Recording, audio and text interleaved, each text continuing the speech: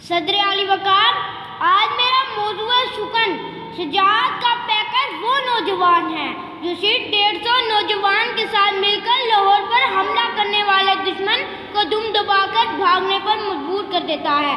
جی ہاں علی وقار، میجر عزیز بھٹی شہید، جس نے راہ حق پر جان تو دے دی لیکن اپنی پاک دھرتی کا ایک انچ بھی دشمن کے قبضے میں نہیں جانے دیا اور دشمن کو للکار کر کہا، ثبوت دیں گے وفا کا یوں اشتباہ غلط، ملا کے خاک میں رکھ دیں گے ہر سپاہ غلط، برب کعبہ ہم آنکھیں نکھار چھوڑیں گے، اٹھے جو ملک کی جانب کوئی نگاہ غلط۔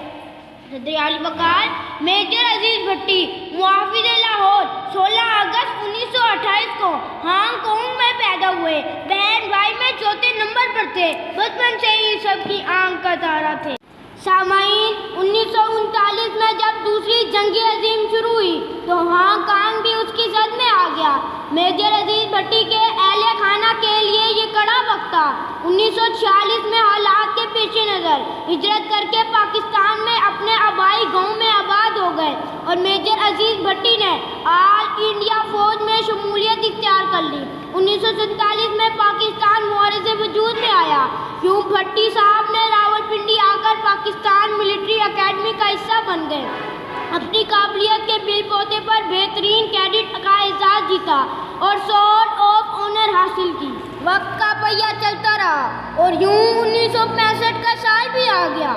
میجر عزیز بھٹی چھٹیوں پر اپنے اہل خانہ کے ساتھ وقت گزار رہے تھے کہ اگست کی ایک صبح انہیں اچانک ایک پیغام موصول ہوا جس میں فوری حاضری کا کہا گیا تھا۔ وقت رخصت میجر عزیز بھٹی کے بیٹے نے کہا، بابا اگر جنگ ہو تو دشمن کا ڈٹ کر مقابلہ کرنا۔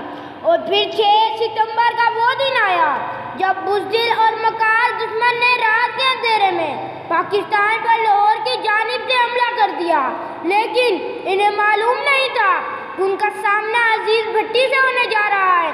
پاک سرزمین کا یہ عظیم مجاہد اپنے مٹھی بھر جوانوں کے ساتھ برقی کے مقام پر موجود تھا۔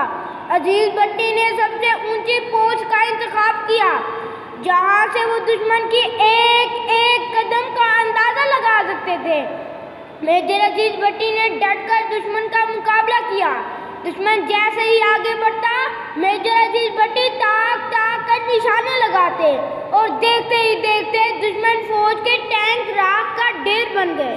7 ستمبر کا صورت حل ہوا تو عزیز بھٹی ملک کی دفاع میں سب سے آگے تھے۔ 9 اور 10 ستمبر کی درمیانی رات دشمن نے ایک بار پھر حملہ کیا اور اپنی پوری بٹالین لگا دی۔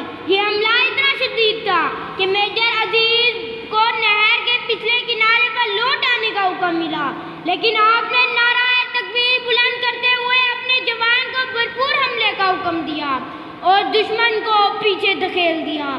100 گھنٹے ہوئے جنگ شروع ہوئے۔ عزیز بھٹی مسلسل جاگ رہے تھے لیکن وطن کی محبت میں بالکل چوکس تھے اور دشمن کے دان کھٹے کر دیے۔ دشمن بھی تسلیم کرنے پر مجبور ہو گیا کہ جب تک عزیز بھٹی موجود ہے وہ کچھ نہیں کر سکتے۔ 12 ستمبر کا صورت حل ہونے سے پہلے عزیز بھٹی نے نماز پڑھی، بالوں میں کنگھی کی۔ یہ ان کی زندگی کی آخری صبح تھی۔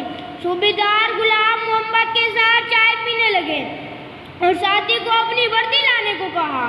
وہ کسی اور کی وردی غلطی سے لے آیا تو آپ نے کہا، جوان سنو، وردی اور کفن اپنا ہی اچھا لگتا ہے۔ اسی وقت دشمن نے اچانک پھر حملہ کر دیا۔ میجر بھٹی جان کی پرواہ کیے بغیر بلندی پر کھڑے ہو کر فائرنگ کی سمت کا تعین کرنے لگے اور فائرنگ شروع کروائے اور دشمن کے ٹینک راکھ کا ڈھیر بن گئے۔ دشمن کی جانب سے بھی گولہ باری جاری تھی۔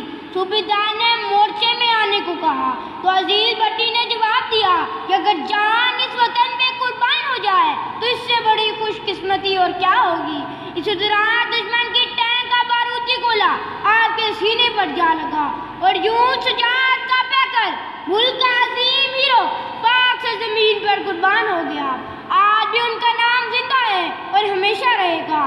اے رائے حق کے شہیدوں، وفا کی تصویروں، تمہیں وطن کی ہوائیں سلام کہتی ہیں، تمہیں وطن کی ہوائیں سلام کہتی ہیں۔